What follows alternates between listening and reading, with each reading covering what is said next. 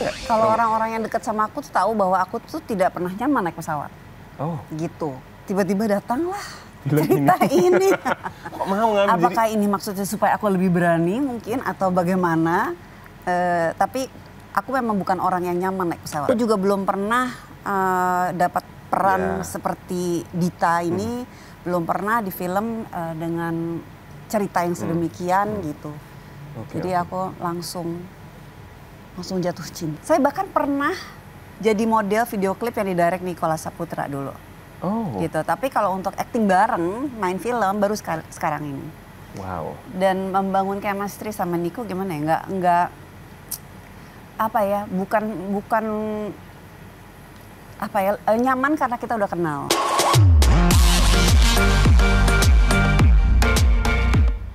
Halo Isatizen, welcome back to I Talk with the Oki Alparesi. I Talk selalu menghadirkan tamu-tamu yang kece-kece banget. Dan salah satunya, hari kita akan bahas sebuah film yang diadaptasi oleh sebuah novel dari seorang yang ini luar biasa banget. Karya-karya novelnya luar biasa banget.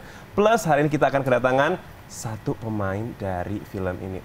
Langsung aja kita sambut. Ini dia, Fabio dan juga Marsha Timothy. Wow. Oh banget.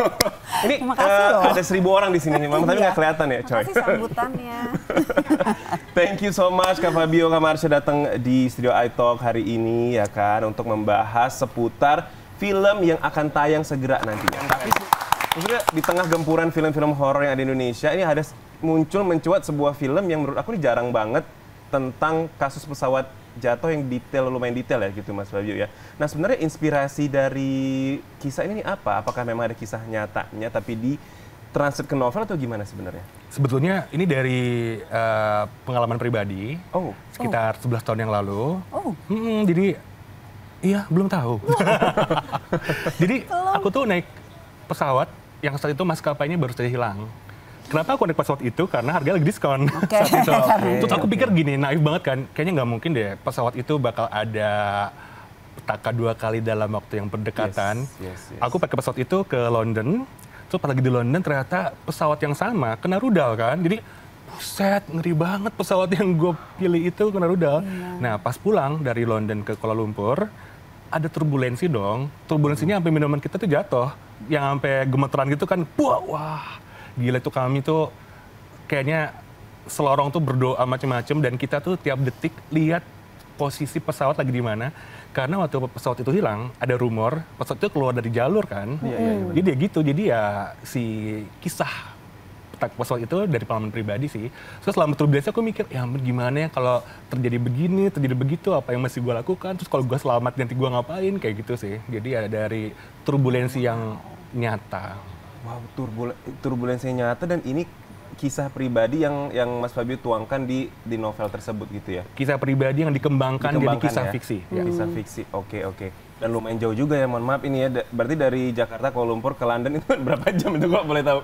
Kurang lebih 9 jam waktu itu. 9 itu lumayan. Nggak bisa dengan deg-degan gitu ya? Iya, mau minum nggak enak, makan takut. Turbulensinya nggak the whole 9 hours dong? Oh nggak the whole 9 hours, tapi karena kita udah mengingat itu. Jadi kayak sepanjang, iya sih. Mungkin sebetulnya turbulensi biasa, cuman ya pas minumnya jatuh langsung kan, jadi overthinking banget. Traumatizing juga ya dengan berita-berita baru ini, terus juga ada turbulensi yang ya ada kadang enggak, jadi bikin panik dan terus ngelihat jalur pesawatnya gitu ya? Iya. Tidur berani nggak di pesawat? Nggak berani, takut banget. Aku tiba-tiba pindah alat, jangan sampai ya, jangan sampai. Oke, coy, jangan. Nah, buat Kak Marsha sendiri nih. Nah, Marsha kan sebagai apa nih karakternya di film? Kita lihat tadi karakternya itu cukup apa ya, devastated, sedih banget. Itu sebenarnya menceritakan tentang seperti apa? Aku memerankan sebagai Dita namanya. Dita itu jadi suaminya adalah salah satu penumpang di pesawat itu. Di mana tentunya tidak selamat karena dilihat di teaser yang selamat hanya 1 orang gitu. Dan kebetulan suaminya Dita ini bertukar tempat duduk dengan si sole survivor ini, Rawa ini yang diperankan oleh Nico gitu. Jadi berarti ada emosional tersendiri, harusnya suaminya ini selamat gitu. Iya. Ada. Oke. Dan peran Dita ini kan sangat bersinggungan dengan kayak luka batin, sakit hati yang mendalam gitu. Nah sebenarnya ada pengalaman pribadi nggak sebagai ibaratnya pegangan untuk bisa mendalami karakter ini? Dalam hidup kan pasti kita pernah mengalami kesedihan ya. Aku pun mengalami kehilangan keluarga gitu. Jadi pasti tahu rasanya kehilangan seperti apa. Nah kebetulan di film Tukar Takdir ini, Dita ini kehilangan suaminya udah dalam suatu tragedi. Yes.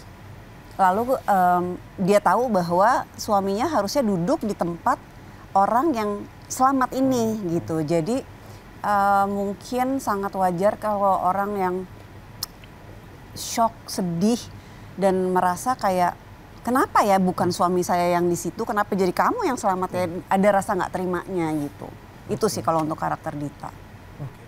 Jadi memang apa ya? Berarti emosional di tampilan itu benar-benar nyata karena kan setiap orang pasti akan kehilangan gitu ya. Kehilangan tersebut yang Marsha gunakan untuk pendalaman karakter ini seperti itu. Iya, walaupun mungkin ya memang secara karakter ya Dita yang ditulis oleh di skrip yang ditulis Molly ya beda sama aku ya, cara dia meluapkan kesedihan dan dukanya tuh juga ya mungkin beda. Kalau aku yang sedih mungkin nggak begitu bentuknya gitu. Oke. Kalau tadi Fabio punya trauma untuk naik pesawat, kalau dari Marsha sendiri punya nggak nih trauma naik pesawat? Karena kan filmnya ini lumayan ini ya, kita lihat tadi di teasernya bener-bener serem.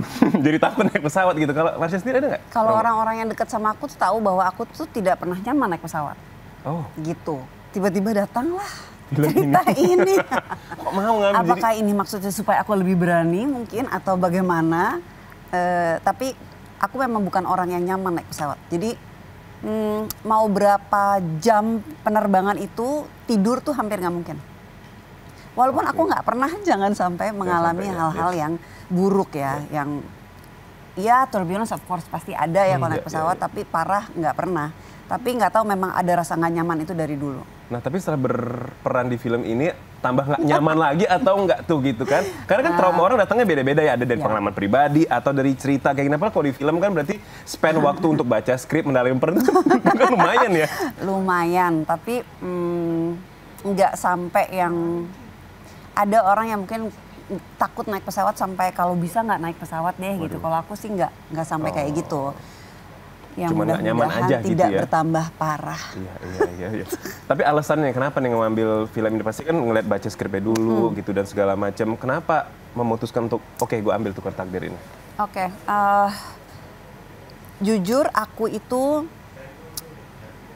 udah ngomong sama Molly bahwa kapan ya kita kerja sama lagi setelah Marlina. Aku tuh kangen banget kerja bareng sama dia dengan seluruh suaminya Rama, produser film ini juga, itu juga teman deket saya. Kayak kapan dong kita bareng lagi dong gitu, pengen banget bikin film bareng lagi. Dan akhirnya baru terjadi saat ini yang benar-benar baru ceritanya cocok, waktunya cocok, terus semuanya kayaknya ya semesta mendukungnya untuk kita kembali kerjasama. Jadi ketemu Fabio dengan cerita yang luar biasa. Pertama kali baru omongan itu sih. Kemudian datanglah ada nih gitu cerita yang kita mau bikin baru nih film. Pas baca ya aku langsung mau. Oke, yes gitu ya kan. Juga orang-orang udah familiar juga. Aku juga belum pernah dapat peran seperti Dita ini. Belum pernah di film dengan cerita yang sedemikian gitu. Jadi aku langsung jatuh cinta. Langsung cus ambillah gitu ya ceritanya ya. Langsung deh. Nah kalau Fabio sendiri ini kan berarti filmnya diadaptasi dari novel gitu. Ada challenge tersendiri nggak sih? Mungkin harapan-harapan bahwa saya ini kayak harusnya sesuai dengan novel ini. Tapi di film kan pasti ada yang agak diganti-ganti gitu ya. Ada challenge-nya nggak sih? Challenge-nya justru saya tuh ngebebasin Molly buat mengeksplorasi kisah di film ini. Karena kan memang seharusnya film itu berbeda dengan buku sih, karena kan di buku kan sebetulnya cerita pendek. Di film ini Molly mengembangkan cerita itu jadi cerita utuh gitu. Jadi aku ngasih kebebasan ke Molly dan aku juga sebetulnya udah mengenal karya Molly itu dari zaman dulu banget, dari film fiksi, dari juga ke Martina Sibunuh dalam 4 babak itu. Jadi pas Pak Parwes ngasih daftar saudara, pas ada nama Molly langsung deh, oke, Molly Surya, saudaranya, aku mau dia kayak gitu. Dan ya alhamdulillahnya pas dia baca bukuku dia juga tertarik dan ternyata pas aku juga sempat lihat postingan kan sama Kak Marsha waktu itu, tapi kita belum pengumuman kan kayak yes pasti ini nih Mbak Ditanya gitu, ternyata benar Gitu sih. Tapi kok pemilihan karakter sendiri atau pemilihan aktor-aktornya, apakah Fabio ikut terlibat juga atau gimana? Pak Paulus itu produser Star Vision, dia ngasih beberapa pilihan dan juga ngasih aku kesempatan untuk memilih gitu. Ya. Kenapa nih menjatuhkan pilihan kepada seorang Marsha Timothy? Soalnya, aduh, jangan gear dulu ya Kak, gitu. Soalnya kalau aku lihat film-film Marsha, Marsha itu jago ini ya, mengeksplorasi emosi campur aduk. Dia itu bisa marah, tapi wajahnya itu ada marah, sedih, dan penuh dengan dendam gitu kayak misalnya. Waktu lagi ini nih, waktu syuting. Kan aku sempat datang ke lokasi syuting Tukar Takdir kan. Aku lihat pas lagi Kak Marsha banget yang main, kayak buset ya udah aja banget, udah on karakter banget sih, udah Mbak Dita banget sih. Udah Mbak Dita. Iya, kayak udah kerasukan Dita gitu ya. Udah kelihatan nih mana nih Kak Marsha pas preskon tuh nggak nemu gue gitu.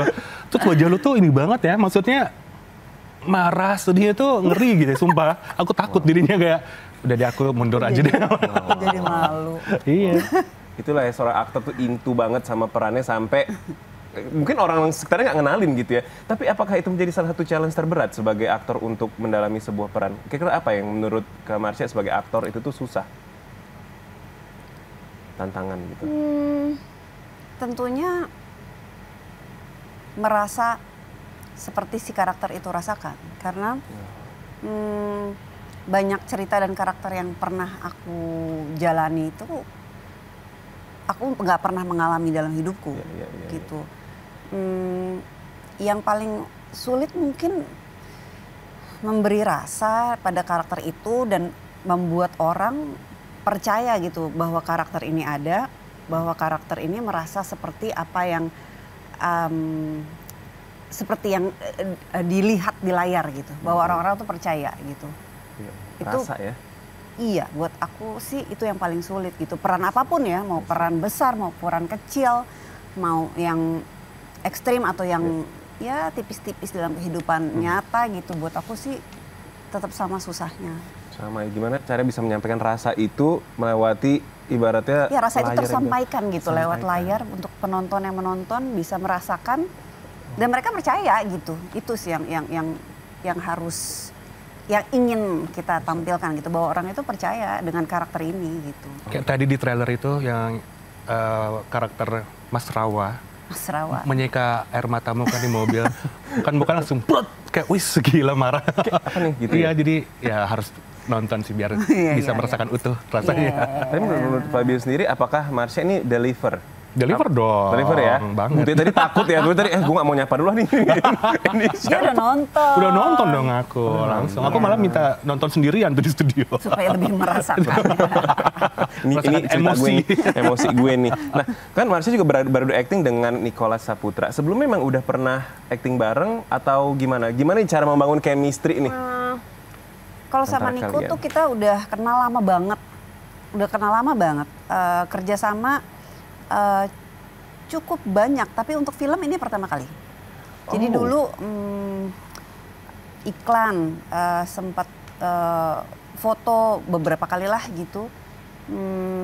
Pernah jadi sama-sama bintang tamu. Tapi kalau untuk acting, saya bahkan pernah jadi model video klip yang didirect Nicholas Saputra dulu.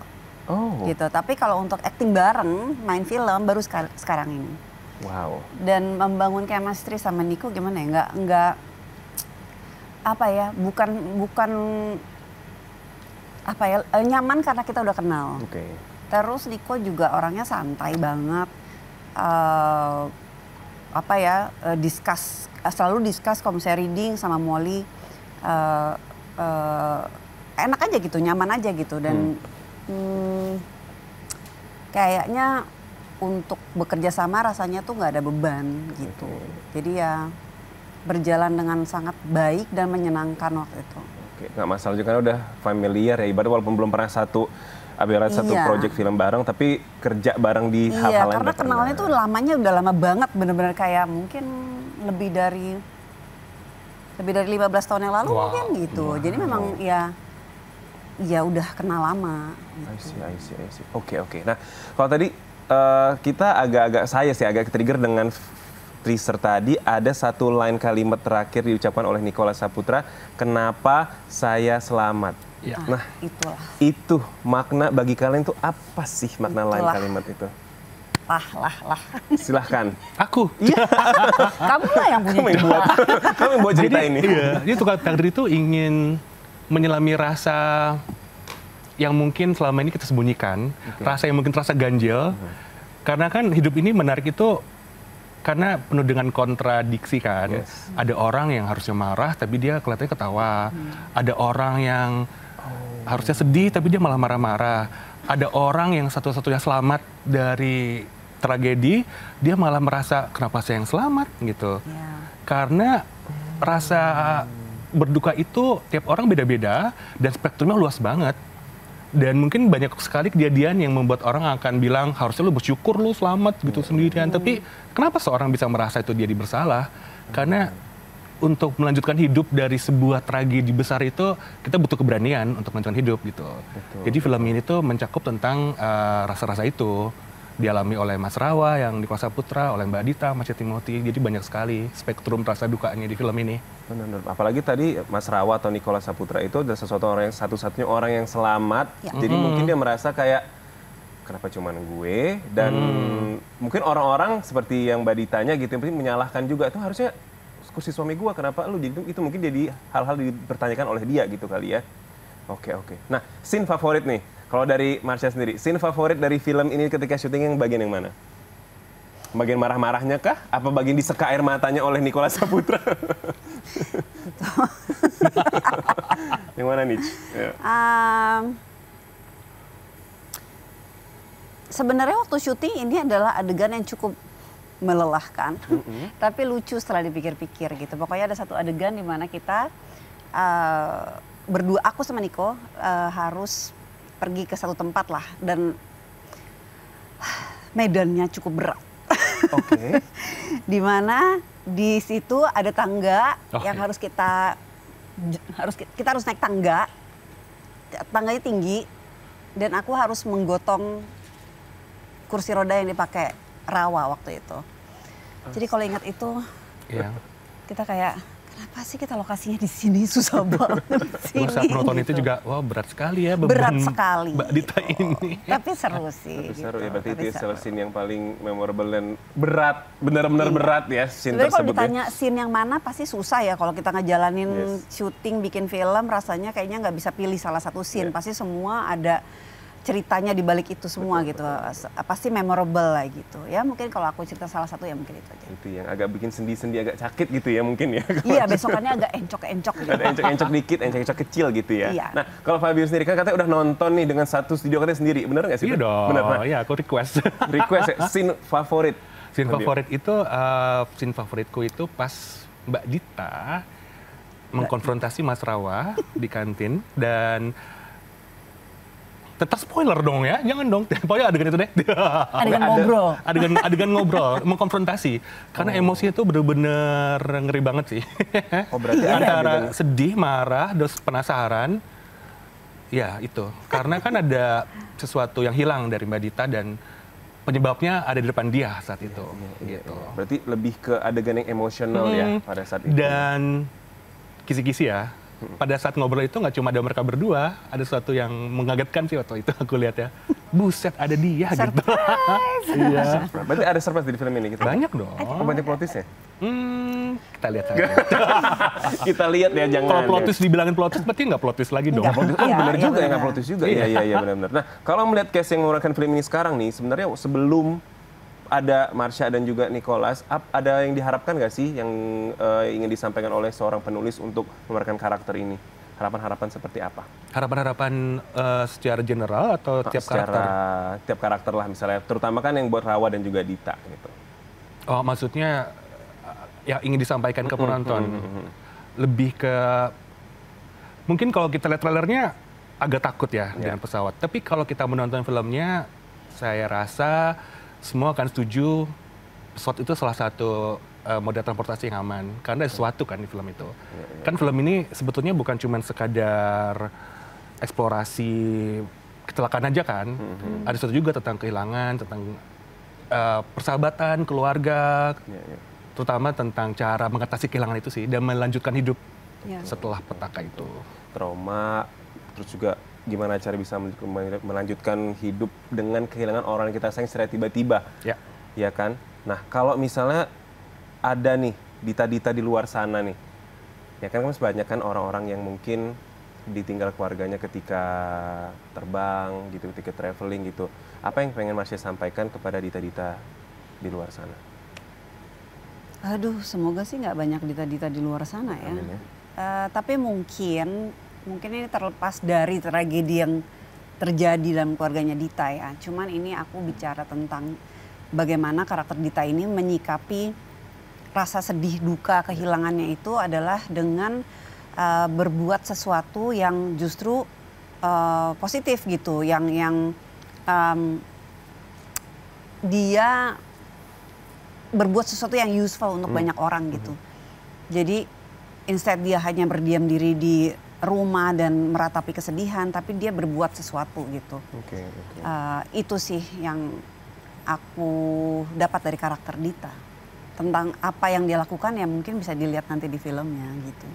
Nah itu ya, gimana membangkitkan semangat lagi gitu ya bagi orang-orang yang kehilangan. Aku boleh nambahin nggak sih? Boleh, silakan. Jadi karakter Mbak Dita tuh nggak cuma meratapi takdir, tapi membantu takdir yang lain agar bisa menerima lebih mudah. Nah itu bahasanya lebih bagus karena dia penulis. Karena dia penulis ya kan? Iya benar.